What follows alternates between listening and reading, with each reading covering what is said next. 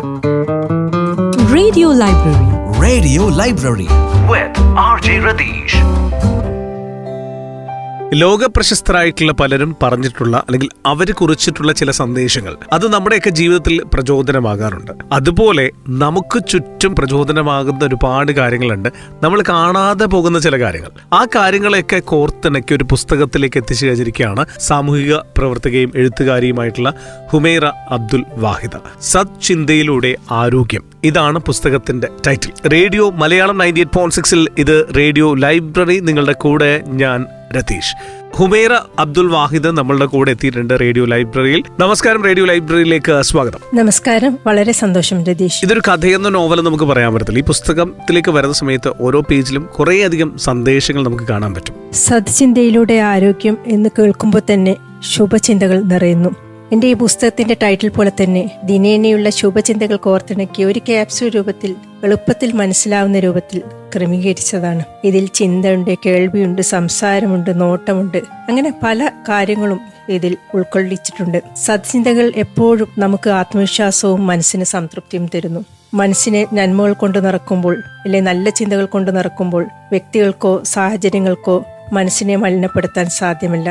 അത് തന്നെയാണ് ഈ പുസ്തകത്തിലൂടെ വായനക്കാരിലേക്ക് ഞാൻ എത്തിക്കുന്ന ഒരു സന്ദേശം. ഈ പുസ്തകം എത്തി ഒരുപാട് പേരിലേക്ക് എത്തിക്കൊണ്ടേയിരിക്കുകയാണ്. ആദ്യ പേജ് തുറക്കുമ്പോൾ തന്നെ നിരവധി പേരുടെ ആശംസകൾ നമുക്ക് കാണാൻ പറ്റും. എന്നെ പരിചയമുള്ള ഖത്തറിലുള്ള പല പ്രമുഖ വ്യക്തികളും എനിക്ക് ആശംസകൾ അറിയിച്ചിരുന്നു. ഇവിടെ തന്നെയായിരുന്നു പുസ്തകത്തിന്റെ ലോഞ്ച്. പക്ഷേ ഈ പുസ്തകത്തിൽ ഉൾപ്പെടുത്തിയിട്ടുള്ളത് എന്റെ ഗുരുനാഥനായ എളേറ്റിലുള്ള കാരാട്ട് ഖാദർ മാസ്റ്ററുടെ ആശംസയാണ്. അദ്ദേഹം പറഞ്ഞിട്ടുള്ളത്, പ്രശ്നകലുഷിതമായ കാലഘട്ടത്തിലൂടെയാണ് നാം കടന്നു പോകുന്നത്. കേൾക്കുന്ന വാർത്തകളെല്ലാം മനസ്സിൽ അസ്വസ്ഥങ്ങൾ സൃഷ്ടിക്കുന്നവയാണ്. എന്നിരുന്നാലും വേണ്ടുവോളം നന്മകൾ നമ്മുടെ ഓരോരുത്തരുടെയും ഹൃദയങ്ങളിൽ മറിഞ്ഞിരിപ്പുണ്ട്. അവ കണ്ടുപിടിച്ച് പ്രവൃത്തി പദത്തിലെത്തിക്കുകയാണ് സാംസ്കാരിക മനസ്സുകളുടെ പ്രഥമ കർത്തവ്യം. അദ്ദേഹത്തിന്റെ ശിഷ്യ എന്ന നിലയിൽ വളരെ സന്തോഷമുണ്ട്.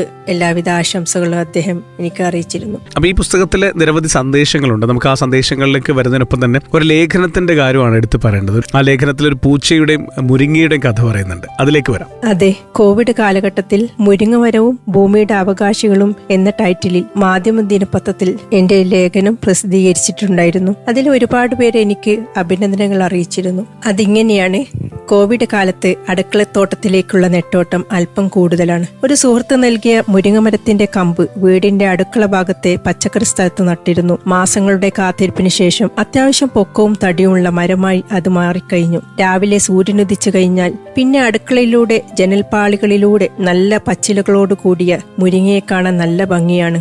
ഈ മരുഭൂമിയിൽ അതൊരു വേറിട്ട കാഴ്ചയായി അനുഭവപ്പെടുന്നു. അടുക്കള ജോലിക്കിടയിൽ ജനാലക്കിടയിലൂടെ അവളെ നോക്കുന്നത് മനസ്സിന് കൂടുതൽ സന്തോഷം നൽകുന്നു. അങ്ങോട്ടും ഇങ്ങോട്ടും എന്തൊക്കെയോ സംസാരിച്ച് കുറെ പക്ഷികൾ വരുന്നതും പതിവ് കാഴ്ചയായി. കൂടാതെ അതിന്റെ ഉച്ചിയിൽ രാജാവും രാജ്ഞിയും പ്രജകളും പോലെ എവിടെ നിന്നോ വന്ന കുറെ തേനീച്ചകളും കൂടുകൂട്ടി താമസം തുടങ്ങി. ഇതിനൊക്കെ പുറമെ പ്രസവിച്ച് ഏറിയൊന്നും ആവുന്നതിനു മുമ്പേ അമ്മ മരിച്ച അനാഥരായ 2 പൂച്ചക്കുഞ്ഞുങ്ങൾ കൂടി മരത്തിനടിയിൽ താമസമാക്കി. അവിടുത്തെ താമസക്കാർ കൂടിയതോടെ കൗതുക കാഴ്ചകളും ചന്തമേറെ. അവറ്റകൾക്ക് ഞങ്ങൾ ബാക്കി വരുന്ന ഭക്ഷണം കൊടുക്കും. അതിനാൽ തന്നെ മറ്റിടങ്ങളിൽ ഭക്ഷണത്തിനായി അവർക്ക് അലയേണ്ടി വരുന്നില്ല. നാളുകൾക്ക് ശേഷവും ഈ കാഴ്ച തുറന്നു. ആയിടക്ക് ചില പക്ഷികളും മരത്തിന് മുകളിൽ കൂട് സ്ഥാപിച്ചു. അതുവരെ മിണ്ടാതിരുന്ന പൂച്ച പതിയെ പതിയെ മരത്തിൽ കയറാൻ തുടങ്ങി. നിത്യാഭ്യാസി ആനയെ എടുക്കുമെന്നാണല്ലോ ചൊല്ല്. അവസാനം മരം കയറൽ ഒരു നിസ്സാരമായ കാര്യമാണെന്ന് അവൻ തെളിയിച്ചു. മരത്തിനു മുകളിലെത്തിയാൽ അവിടെ നിന്നൊരു നോട്ടമുണ്ട്. വിജയശ്രീലാളിതനായി എവറസ്റ്റ് കീഴടക്കിയതുപോലെ.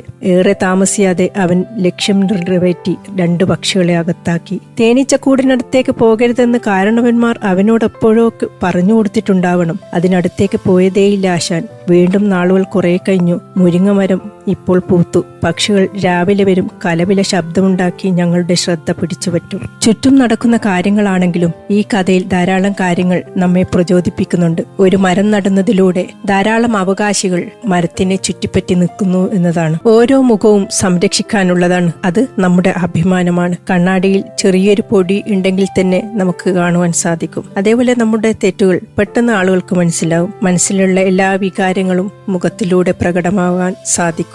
എപ്പോഴും പുഞ്ചിരിയോടെ നിൽക്കുക, അത് തന്നെയാണ് മുഖത്തിന്റെ സൗന്ദര്യം. മറ്റൊന്ന്, മഴയും പുഴയും വെള്ളത്തിന്റെ കാഠിന്യം അനുസരിച്ച് കൂടുകയും കുറയുകയും ചെയ്യും. അങ്ങനെ തന്നെയാണ് ജീവിത വിഭവങ്ങളും. ഇഷ്ടപ്പെട്ടവർ നമ്മോടൊപ്പം സഞ്ചരിക്കുന്നത്. കാലാവസ്ഥാ വ്യതിയാനം സംഭവിക്കുമ്പോൾ മഴയും പുഴയും അതിൻ്റെ കാഠിന്യമനുസരിച്ച് അതിൻ്റെ വ്യാപ്തി കൂടുകയും കുറയുകയും ചെയ്യും. അതൊരു പ്രളയമാവാം, അല്ലെങ്കിൽ വരണ്ട കാലാവസ്ഥയാവാം. നമുക്ക് ദൈവം നൽകുന്ന വിഭവങ്ങളും അതുപോലെ തന്നെയാണ് ഏറിയും കുറഞ്ഞിരിക്കും. എന്നാൽ നാം മരണത്തിലേക്ക് വഴുതുമ്പോൾ നമ്മെ ഇഷ്ടപ്പെട്ടവർ നമ്മോടൊപ്പം സഞ്ചരിക്കുന്നുണ്ട്, നമ്മുടെ പ്രവർത്തനങ്ങളെ അനുഗമിക്കുന്നുണ്ട്. നിങ്ങൾക്ക് നല്ലൊരു സുഹൃത്തിനെ ലഭിക്കണമെങ്കിൽ നിങ്ങൾ നല്ലൊരു സുഹൃത്താകുക. ദൈവത്തിന് നന്ദി ചെയ്ത് സ്വയം ബഹുമാനം കൊടുക്കുക. അപ്പോൾ മറ്റുള്ളവർ നിങ്ങളെ സ്നേഹിക്കും. ഞാൻ എന്നെ തന്നെ സ്നേഹിക്കുമ്പോഴാണ് മറ്റുള്ളവരും നമ്മെ സ്നേഹിക്കുന്നത്.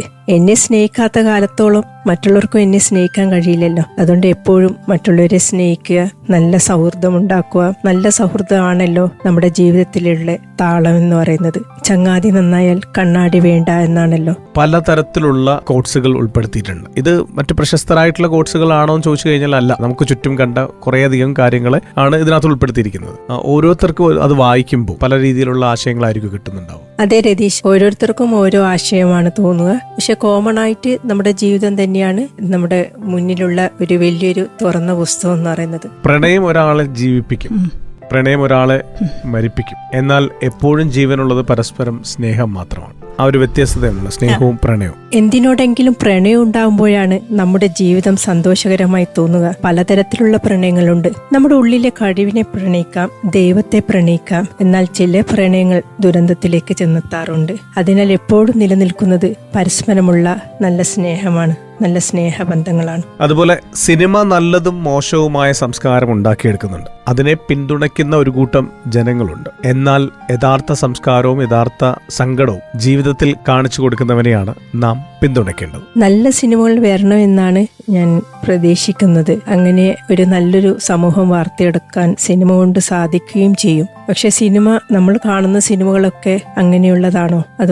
ഒന്നുകൂടി ചിന്തിക്കേണ്ടതുണ്ട്. സിനിമകളെ വിനോദോപാധിയായിട്ട് തന്നെ കാണുക, അതുപോലെ അനുകരിക്കരുത് എന്നാണ് ഞാൻ മനസ്സിലാക്കിയിട്ടുള്ളത്. സിനിമ പോലെ ആവില്ല നമ്മുടെ റിയൽ ലൈഫിൽ വരുന്ന കാര്യങ്ങൾ. ഇങ്ങനെയുള്ള കുറേയധികം കോഴ്സുകൾ കോർത്തിണക്കിയിട്ടുള്ളൊരു പുസ്തകമാണ് സത്ചിന്തയിലൂടെ ആരോഗ്യം. അപ്പോൾ ഇത്തരം ചിന്തകളിലൂടെ നമുക്ക് നമ്മുടെ ആരോഗ്യം നിലനിർത്താൻ പറ്റുമെന്നുള്ളത് തന്നെയാണ്. എല്ലാറ്റിനും പോസിറ്റീവായിട്ട് കാണുക എന്നതാണ് നമുക്ക് നല്ല ആരോഗ്യം ഉണ്ടാകാനുള്ള ഏറ്റവും നല്ലൊരു വഴി. ആരോഗ്യമാണല്ലോ നമ്മുടെ സമ്പത്ത്, അതൊരു കിരീടം കൂടിയാണ്. ആരോഗ്യം നിലനിർത്താൻ മെന്റൽ ഹെൽത്ത് പരമപ്രധാനമാണ്. അതിന് മനസ്സിന് സന്തോഷം കിട്ടുന്ന നമുക്ക് കാര്യങ്ങൾ ചെയ്യുക എന്നതാണ്. ചിലർക്കർക്ക് പാട്ട് കേൾക്കുന്നതായിരിക്കാം, ചിലർക്കർക്ക് വേറെന്തെങ്കിലും കഴിവായിരിക്കാം. എന്താ ആയോട്ടെ, അത് നമ്മൾ പരിശീലിച്ച് ചെയ്യുമ്പോൾ തന്നെ നമുക്ക് മാനസിക ഉല്ലാസം ഉണ്ടാകുന്നു. പിന്നെ എപ്പോഴും മുഖപ്രസന്നതയോടെ പുഞ്ചിരിയോടെ നിൽക്കുമ്പോൾ തന്നെ നമുക്കും പോസിറ്റീവ് എനർജി കിട്ടുന്നു, അതേപോലെ മറ്റുള്ളവർക്കും അതിന്റെ വൈബ് ലഭിക്കുന്നു. പിന്നെ ഭക്ഷണം, ഇഷ്ടംപോലെ ഭക്ഷണ സ്റ്റാളുകളുണ്ട്. പക്ഷെ ഏത് കഴിക്കണം എന്നത് നമ്മൾ തന്നെ തീരുമാനിക്കേണ്ടതാണ്. അതേപോലെ വ്യായാമം, അത് നിത്യം ചെയ്യേണ്ട ഒരു കാര്യം തന്നെയാണ്. അതിൽ പ്രാർത്ഥന വളരെയധികം പ്രാധാന്യം അർഹിക്കുന്നുണ്ട്. പ്രാർത്ഥനയും കൂടി ഉണ്ടെങ്കിലാണ് നമുക്ക് നല്ലൊരു ആരോഗ്യം ഉണ്ടാവുക. അങ്ങനെ ഈ പുസ്തകത്തിൽ ചെറിയ ഉപദേശങ്ങളും ഇതിൽ അടങ്ങിയിട്ടുണ്ട്. അപ്പൊ ഇങ്ങനെ കുറെ നിർദ്ദേശങ്ങൾ നമുക്ക് ചുറ്റിലുമുള്ള കാര്യങ്ങളിലൂടെ തന്നെ നമ്മളെ മോട്ടിവേറ്റ് ചെയ്യുന്ന കുറേ കാര്യങ്ങളുണ്ട് എന്ന് പറഞ്ഞു തരുന്ന പുസ്തകമാണ് സത്ചിന്തയിലൂടെ ആരോഗ്യം. എന്തായാലും ഒരുപാട് നന്ദി ഈ ഒരു പുസ്തകം പരിചയപ്പെടുത്താനായിട്ട് ഇന്ന് ഞങ്ങളുടെ കൂടെ റേഡിയോ ലൈബ്രറിയിൽ എത്തിയതിൽ. ഞാൻ എല്ലാവിധ ആശംസകളും അറിയിക്കുകയാണ്. ഈ ഒരു പുസ്തകത്തിന് കൂടുതൽ പേരിലേക്ക് ഈ ഒരു പുസ്തകം എത്തിച്ചേരട്ടെ. എനിക്ക് ഈ അവസരം ഒരുക്കി തന്ന റേഡിയോ മലയാളത്തിന് എന്റെ കൃതജ്ഞതയും സ്നേഹവും അറിയിക്കുന്നു. ഇതൊരു കൈപുസ്തകമായി മാറട്ടെ. Thank you Ratheesh, thank you radio Malayalam. Humaira Abdul വാഹിദാണ് നമ്മുടെ കൂടെ ഉണ്ടായിരുന്നത്. സത്ചിന്തയിലൂടെ ആരോഗ്യം. അപ്പോൾ നിങ്ങളും ഈ ഒരു പുസ്തകം വായിക്കുക എന്നുള്ള കാര്യം തന്നെയാണ് എനിക്കും എടുത്ത് പറയാനുള്ളത്. അപ്പോൾ ഈ ആഴ്ചയിലെ റേഡിയോ ലൈബ്രറി അങ്ങനെ പൂട്ടേണ്ട സമയമായി. അടുത്ത ആഴ്ച മറ്റൊരു അതിഥി മറ്റൊരു പുസ്തകമായിട്ട് എത്തിച്ചേരാം. അപ്പോൾ കേട്ടുകൊണ്ടിരിക്കൂ കത്തേഴ്സ് on radio station, radio Malayalam 98.6 FM.